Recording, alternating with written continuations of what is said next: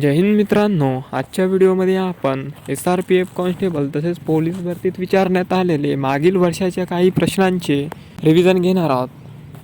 तर बघूया तुमच्यापैकी किती विद्यार्थी या प्रश्नांचे बरोबर उत्तर देऊ शकतात. तर चला व्हिडिओला सुरुवात करूया. तर आजचा आपला पहिला प्रश्न आहे, नखशिखांत या शब्दाचा अर्थ काय आहे? तर याचं उत्तर ऑप्शन क्रमांक 1, पायाच्या नखापासून ते शेंडीपर्यंत हा नखशिखांत या शब्दाचा अर्थ आहे. नंतरचा प्रश्न आहे, प्रश्न क्रमांक 2, जाणून घेण्याची इच्छा असणाऱ्या व्यक्तीला काय म्हणतात?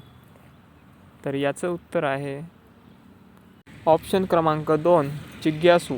जाणून घेण्याची इच्छा असणाऱ्या व्यक्तीला जिज्ञासू म्हणतात. नंतरचा प्रश्न आहे, काळाचे मुख्य किती प्रकार आहेत? तर याचं उत्तर आहे ऑप्शन क्रमांक 3, काळाचे मुख्य 3 प्रकार आहेत. नंतरचा प्रश्न आहे, अर्थशास्त्र हा ग्रंथ कोणी लिहिला? अर्थशास्त्र हा ग्रंथ कोणी लिहिला? तर याचं बरोबर उत्तर आहे ऑप्शन क्रमांक 1, चाणक्य याने अर्थशास्त्र हा ग्रंथ लिहिला आहे. नंतरचा प्रश्न आहे, विदर्भातील सर्वात मोठा जलसिंचन प्रकल्प कोणता? विदर्भातील सर्वात मोठा जलसिंचन प्रकल्प कोणता? तर याचं उत्तर आहे कोझीकोड हा विदर्भातील सर्वात मोठा जलसिंचन प्रकल्प आहे. नंतरचा प्रश्न आहे, प्रश्न क्रमांक 6, महाराष्ट्रातील सर्वोच्च शिखर कोणता? तर महाराष्ट्रातील सर्वोच्च शिखर कोणता? तर याचं उत्तर आहे ऑप्शन क्रमांक 2, कळसुबाई हा महाराष्ट्रातील सर्वोच्च शिखर आहे. नंतरचा प्रश्न आहे, भाषा म्हणजे काय? तर याचं उत्तर आहे ऑप्शन क्रमांक 2, भाषा म्हणजे विचार व्यक्त करण्याचे साधन होय.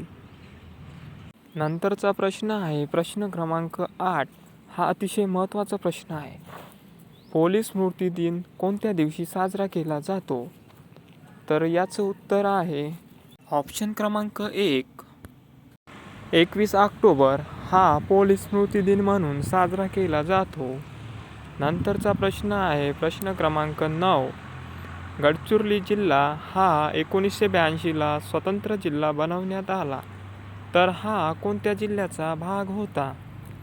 तर या प्रश्नाचं उत्तर आहे ऑप्शन क्रमांक 3, गडचिरोली हा चंद्रपूर जिल्ह्याचा भाग होता. नंतरचा प्रश्न आहे, प्रश्न क्रमांक 10, ग्रामगीता हा ग्रंथ कोणी लिहिला? तर ग्रामगीता हा ग्रंथ कोणी लिहिला?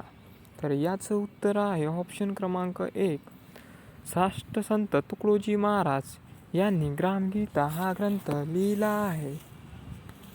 नंतरचा प्रश्न आहे, प्रश्न क्रमांक 11, WTOचे पूर्ण रूप काय आहे? WTOचे पूर्ण रूप काय आहे? तर याचं उत्तर आहे ऑप्शन क्रमांक 1, वर्ल्ड ट्रेड ऑर्गनायझेशन हे WTOचे पूर्ण रूप आहे. नंतरचा प्रश्न आहे, प्रश्न क्रमांक 12, ग्रामपंचायतीचा कार्यकाल हा किती वर्षाचा असतो? तर याचं उत्तर आहे ऑप्शन क्रमांक 2, ग्रामपंचायतीचा कार्यकाल हा 5 वर्षाचा असतो. नंतरचा प्रश्न आहे, प्रश्न क्रमांक 13, दररोज प्रसिद्ध होणारे वृत्तपत्र या शब्दसमूहासाठी एक शब्द कोणता? तर याचं उत्तर आहे ऑप्शन क्रमांक 1, दैनिक. नंतरचा प्रश्न आहे, प्रश्न क्रमांक 14, अजीवनसत्वाचा अभावी कोणता रोग होतो? तर अजीवनसत्वाचा अभावी कोणता रोग होतो? तर याचं बरोबर उत्तर आहे ऑप्शन क्रमांक 4, रातांधळेपणा हा रोग होतो.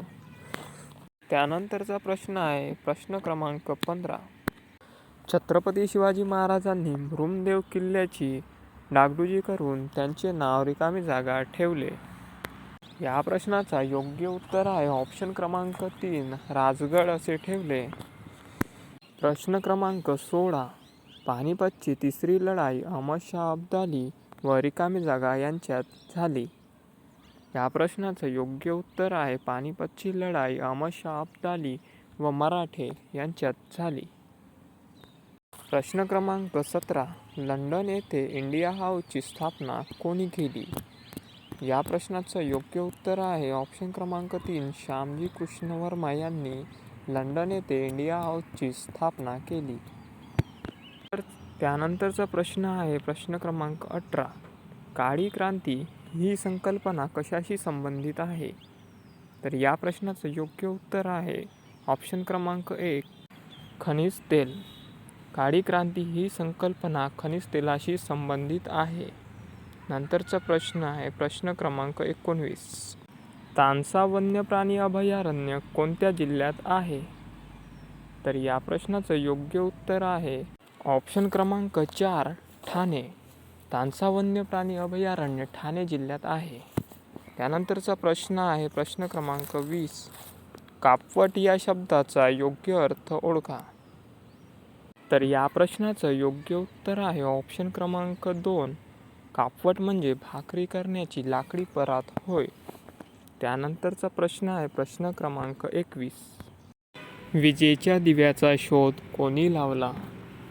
या प्रश्नाचा योग्य उत्तर आहे ऑप्शन क्रमांक 1 थॉमस एडिसन याने विजेच्या दिव्याचा शोध लावला. त्यानंतरचा प्रश्न आहे प्रश्न क्रमांक 22 नागपूर जिल्ह्यातील कोराडी खापरखेडा येथे कोणते विद्युत निर्मिती केंद्र आहे. तर या प्रश्नाचा योग्य उत्तर आहे ऑप्शन नंबर 2 औष्णिक विद्युत केंद्र. त्यानंतरचा प्रश्न आहे प्रश्न क्रमांक 23 गडचिरोली जिल्ह्यातील एकमेव रेल्वे स्टेशन कोणत्या तालुक्याच्या ठिकाणी आहे. तर या प्रश्नाचं योग्य उत्तर आहे ऑप्शन नंबर 2 वडसा या ठिकाणी गडचिरोली जिल्ह्यातील एकमेव रेल्वे स्टेशन आहे. त्यानंतरचा प्रश्न आहे प्रश्न क्रमांक 24 चंद्रयान 3 हे खालीलपैकी कोणत्या केंद्रातून प्रक्षेपित करण्यात आले. तर या प्रश्नाचा योग्य उत्तर आहे ऑप्शन नंबर 2 सतीश धवन अंतरिक्ष केंद्र येथून चंद्रयान 3 हे प्रक्षेपित करण्यात आले. त्यानंतरचा प्रश्न आहे प्रश्न क्रमांक 25 सुनीता विल्यम्स हे नाव प्रामुख्याने कोणत्या क्षेत्राशी संबंधित आहे. तर या प्रश्नाचं योग्य उत्तर आहे ऑप्शन नंबर 2 अंतराळवीर. त्यानंतरचा प्रश्न आहे प्रश्न क्रमांक 26 महाराष्ट्र पोलीस दलाचे नियतकालिक कोणते. तर या प्रश्नाचं आपलं योग्य उत्तर आहे ऑप्शन नंबर 2 दक्षता हे महाराष्ट्र पोलीस दलाचे नियतकालिक आहे. त्यानंतरचा प्रश्न आहे प्रश्न क्रमांक 27 2 फेब्रुवारी 1661 रोजी छत्रपती शिवाजी महाराजांनी उंबरखिंडीच्या लढाईत कोणाचा पराभव केला. तर या प्रश्नाचं योग्य उत्तर आहे ऑप्शन नंबर 1 कारतलब खान. त्यानंतरचा प्रश्न आहे प्रश्न क्रमांक 28 भारतीय राज्यघटनेचे कलम 51 कशाशी संबंधित आहे. तर या प्रश्नाचं योग्य उत्तर आहे ऑप्शन नंबर 2 मूलभूत कर्तव्ये. कलम 51 हे मूलभूत कर्तव्याशी संबंधित आहे. त्यानंतरचा प्रश्न आहे प्रश्न क्रमांक 29 महाराष्ट्रातील पहिले जलविद्युत केंद्र कोणते. तर या प्रश्नाचं योग्य उत्तर आहे ऑप्शन नंबर 4 खोपोली. खोपोली हे महाराष्ट्रातील पहिले जलविद्युत केंद्र आहे. तर आजचा आपला आखरी प्रश्न आहे रिकामी जागा या सरोवराची निर्मिती उल्कापातामधून झालेली आहे. तर या प्रश्नाचं योग्य उत्तर आहे ऑप्शन नंबर 2 लोणार सरोवर. लोणार सरोवर या सरोवराची निर्मिती उल्कापातामधून झालेली आहे.